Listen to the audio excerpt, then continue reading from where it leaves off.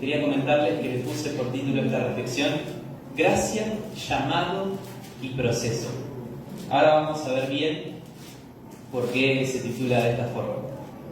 Y 1 Pedro 5:10 dice: Mas el Dios de toda gracia, que nos llamó a su gloria eterna en Jesucristo, después que hayáis padecido un poco de tiempo, Él mismo os perfeccione, afirme, fortalezca y establezca.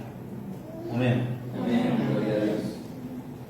Y a modo de introducción y contextualizando la palabra que el Señor hoy nos acerca, podemos contemplar que esta epístola fue, en primer lugar, escrita por el apóstol Pedro y dirigida a los cristianos que vivían en 5 provincias romanas situadas en la región que hoy geográficamente conocemos como Turquía.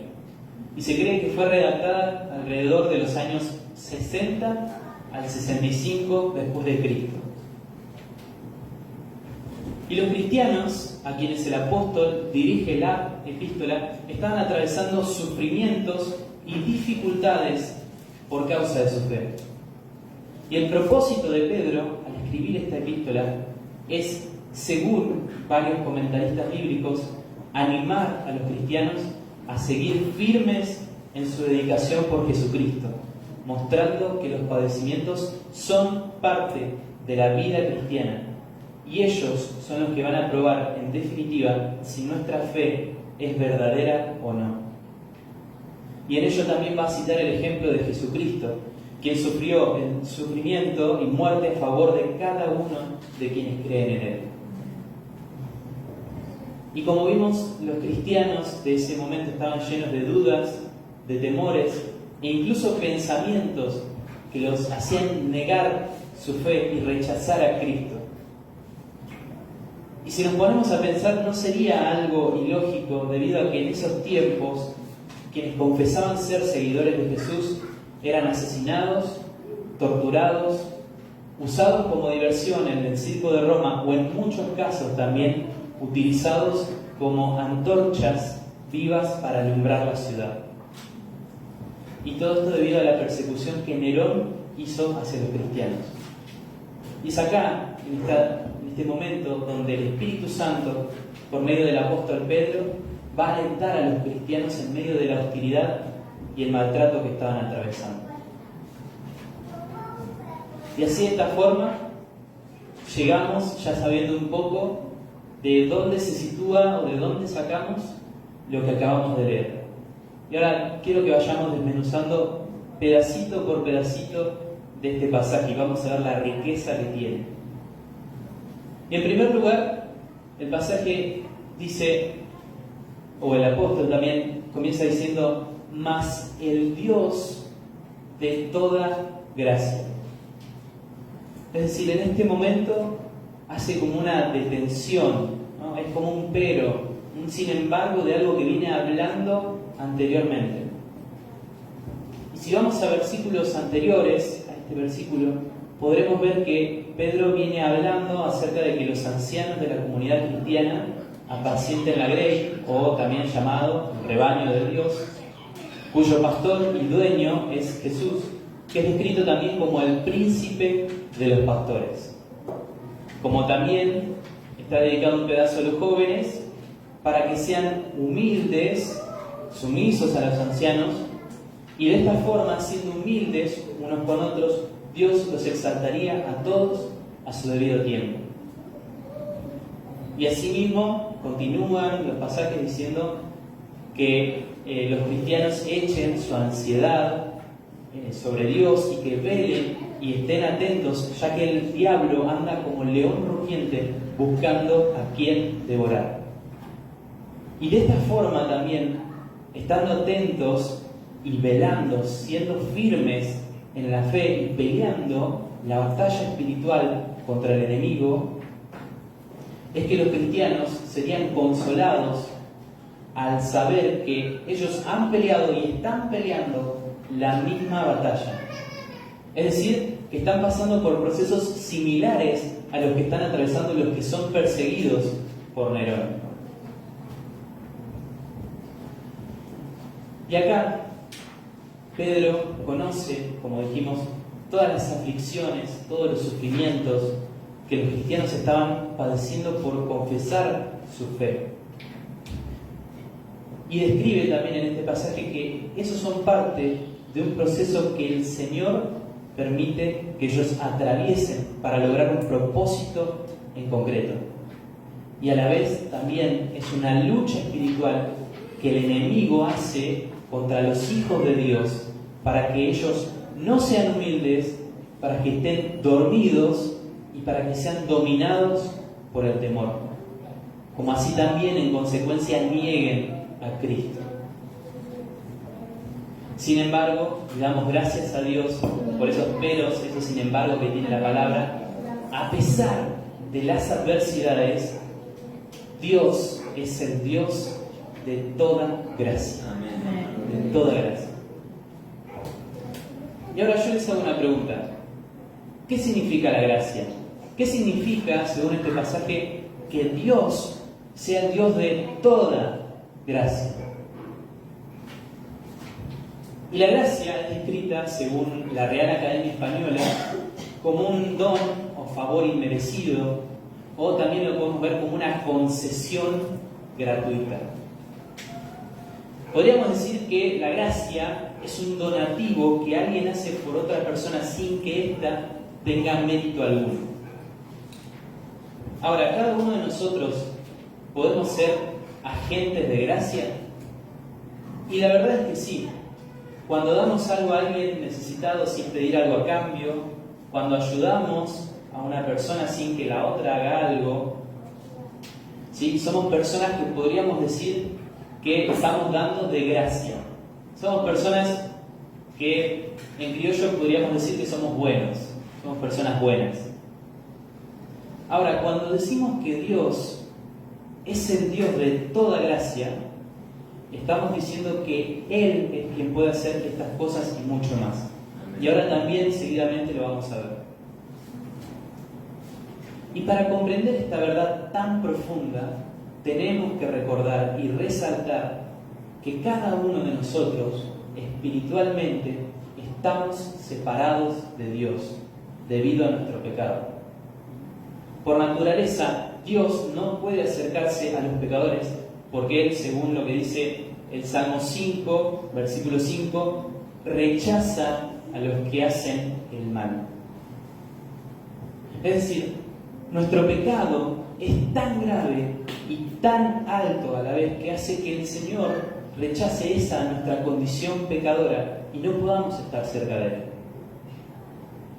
Pero buenas noticias, Él sigue siendo el Dios de toda gracia.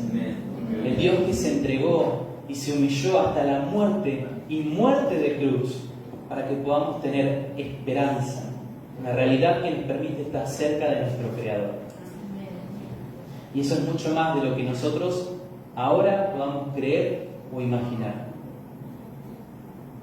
Como dijimos, nuestra forma de dar gracia como seres humanos puede ser limitada o verse condicionada por prejuicios o por pensamientos. Sin embargo, Dios no tiene limitación en su amor. Otra versión, la versión hispanoamericana de este pasaje, dice que Dios es la fuente de todo bien.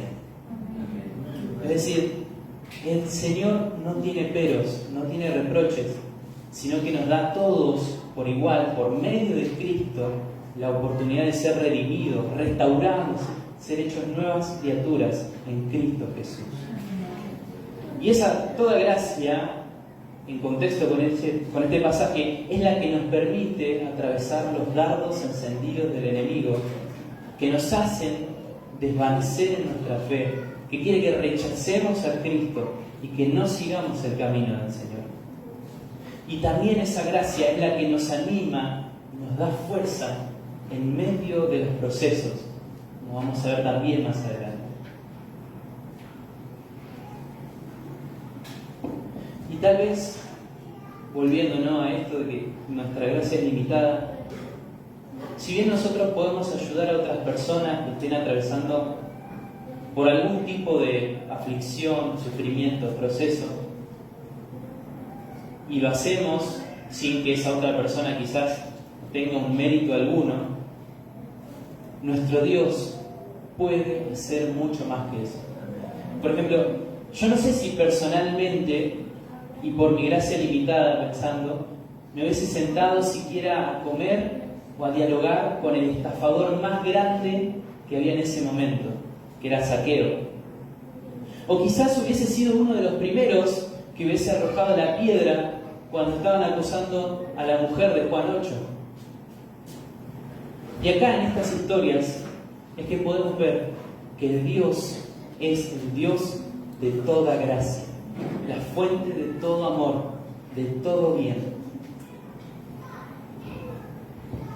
Y en esto quiero decirles que Dios sabe cuántas veces le hemos fallado, cuántas promesas hemos hecho y que no cumplimos, pero aún así sigue estando disponible su gracia. Sigue estando disponible su gracia, que es ilimitada, inmerecida, disponible para nosotros, para apaciguar toda aflicción o ansiedad que atravesemos en este caminar cristiano.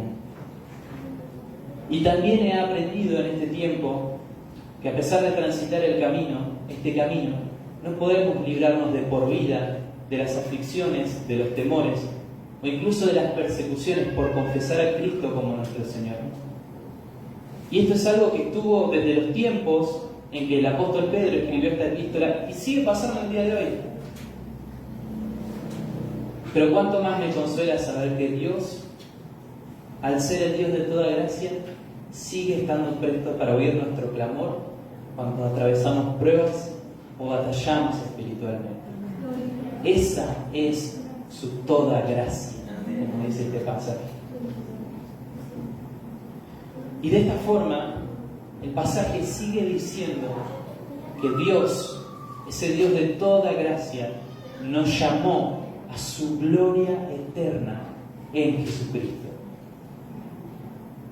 Y Dios, a pesar de lo que nos revela Romanos 3:23, que dice que nuestros pecados nos hacen estar destituidos de la gloria de Dios, nos da una nueva oportunidad para volver a sus brazos y participar de su reino.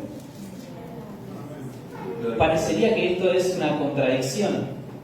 ¿Por qué Romanos 3:23 me dice, yo estoy destituido de la gloria de Dios, pero ahora Dios me llamó a su gloria? Y todo esto es posible en Jesucristo.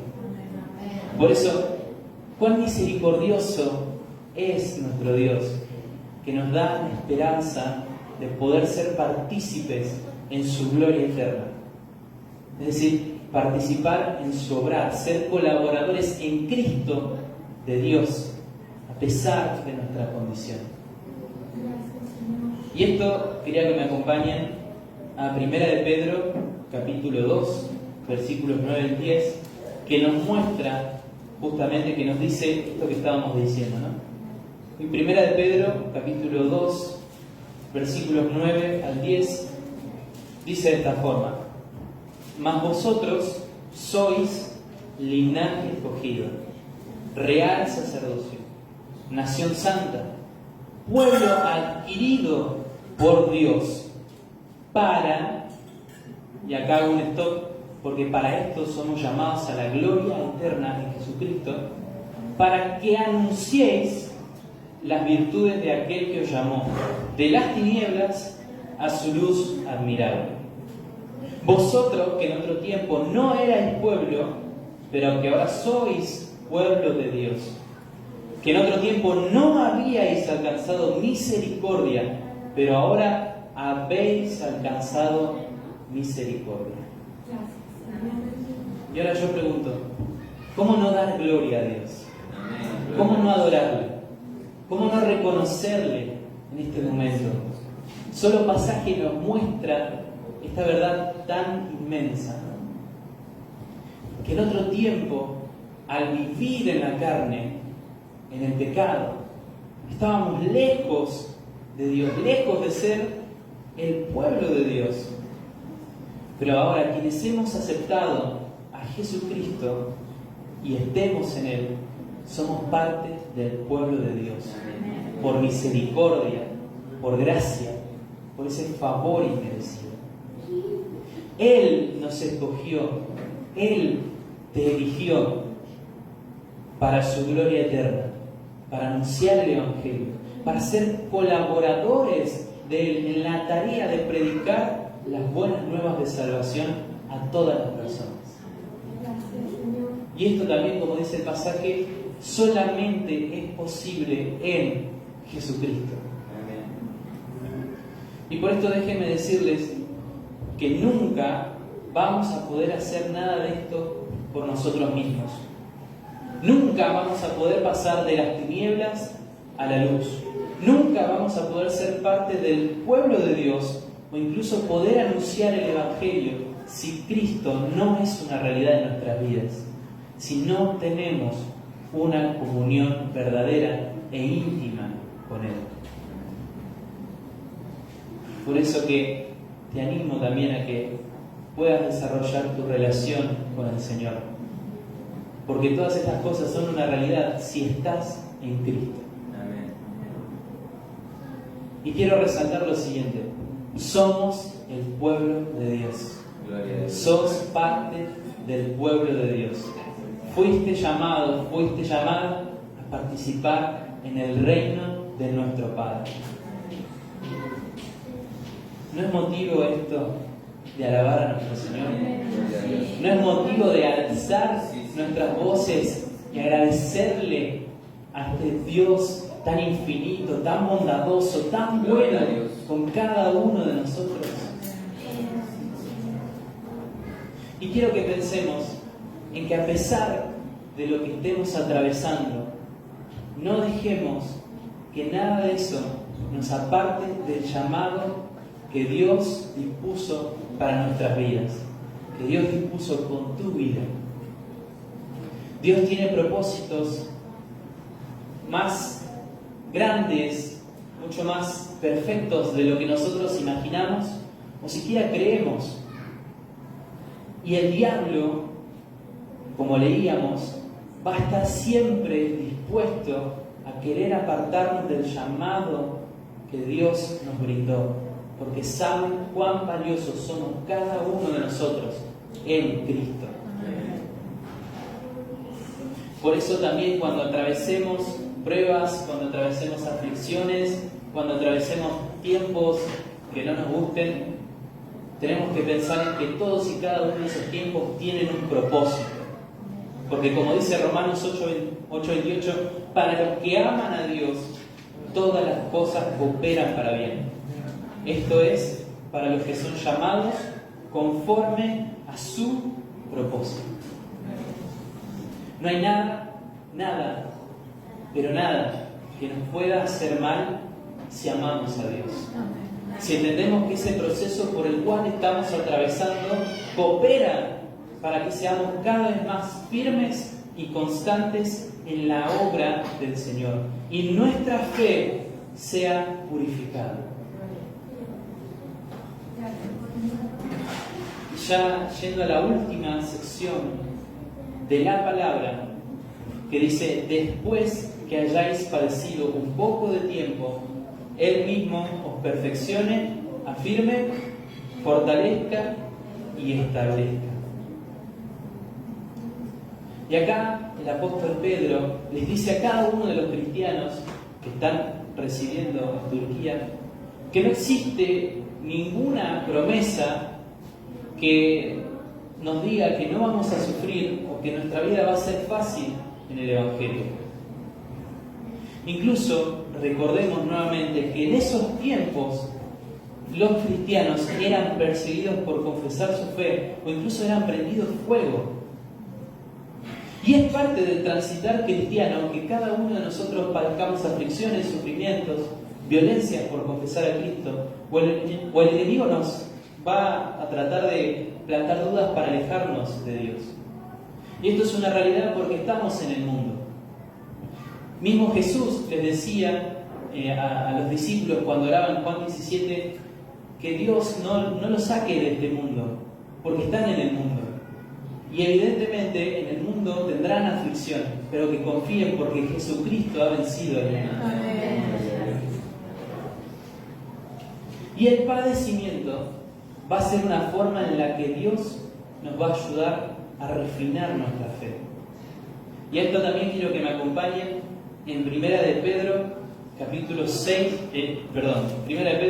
1, versículos 6 al 7.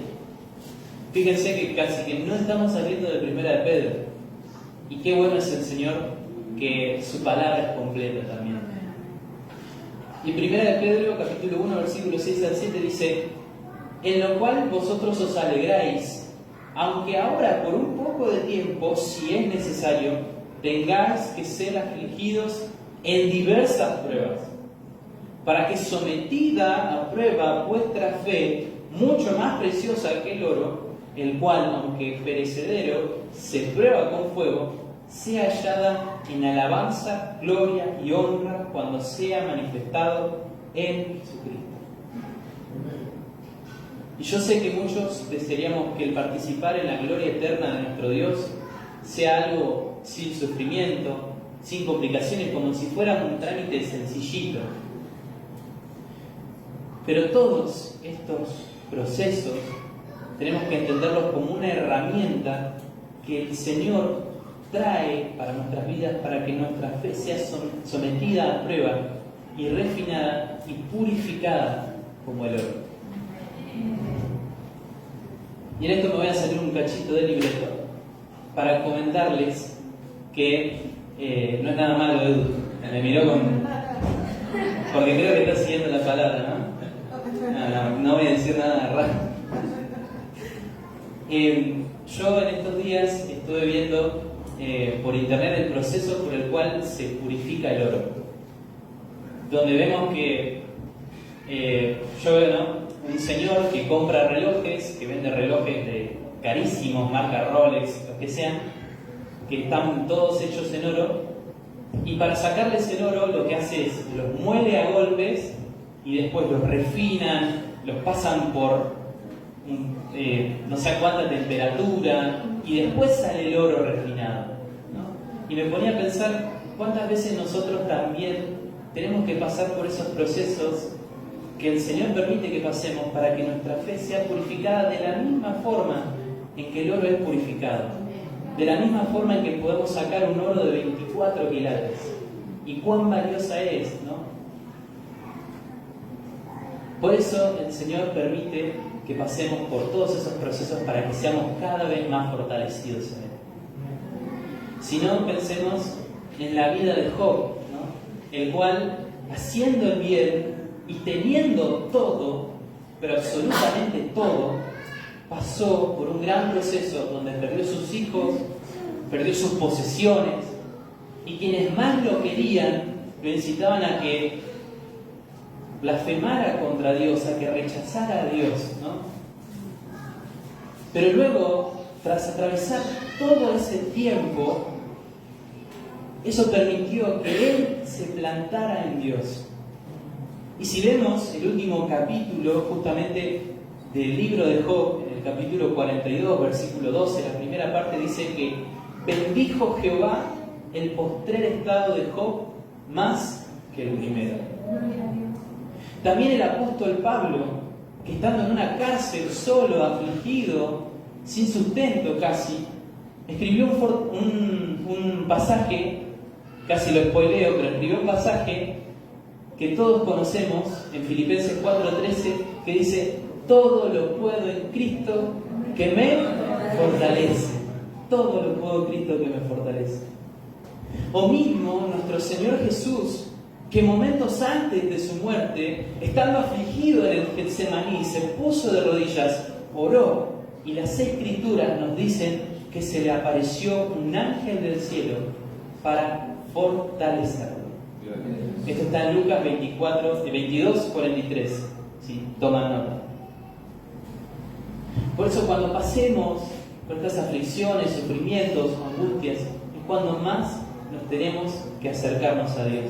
Así como lo hicieron Job, Pablo y Jesús.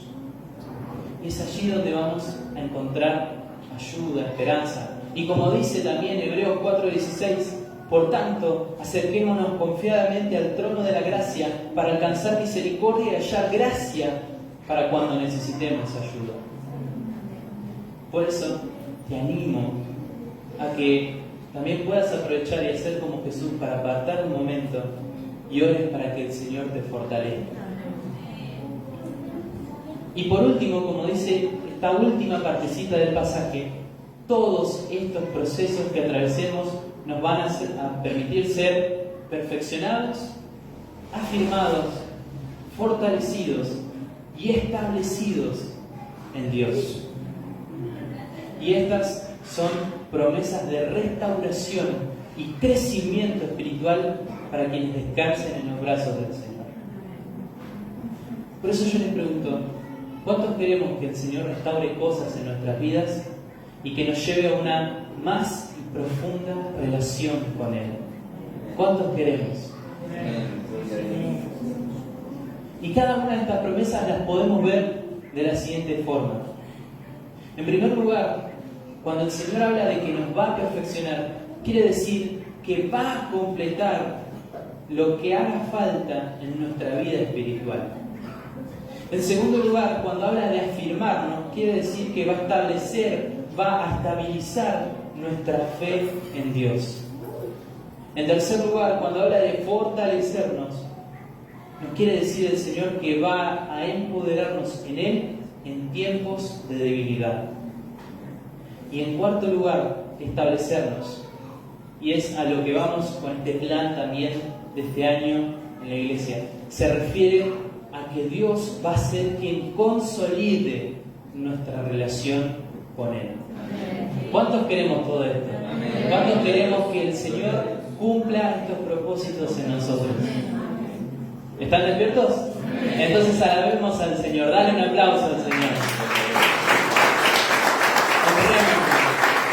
Reconozcamos que Él es quien puede hacer todas estas cosas y mucho más.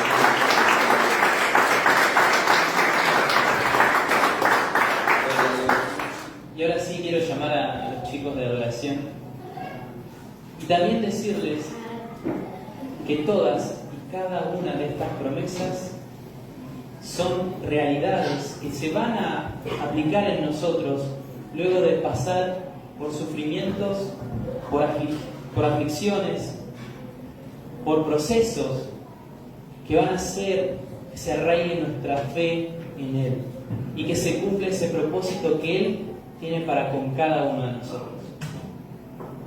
Por lo tanto, quiero decirte que no dejes que el diablo te engañe y te apartes del Señor, sino que aproveches cada uno de esos procesos para dejar que el Señor Jesús haga su obra en vos, para que salgas más fuerte, para que tu postrer estado sea mejor que el primero, para que seas fortalecido en Él. Dios tiene un llamado para con cada uno de nosotros, pero si abandonamos este camino, a la primera prueba que atravesemos, no vamos a ver el fruto de nuestra fe. Por eso, y ya culminando, ¿no?, este tiempo de reflexión, quiero que nos detengamos a pensar en lo siguiente. Dios, tanto ayer como hoy y por los siglos, fue, es y será el Dios de toda gracia. Para siempre encontrar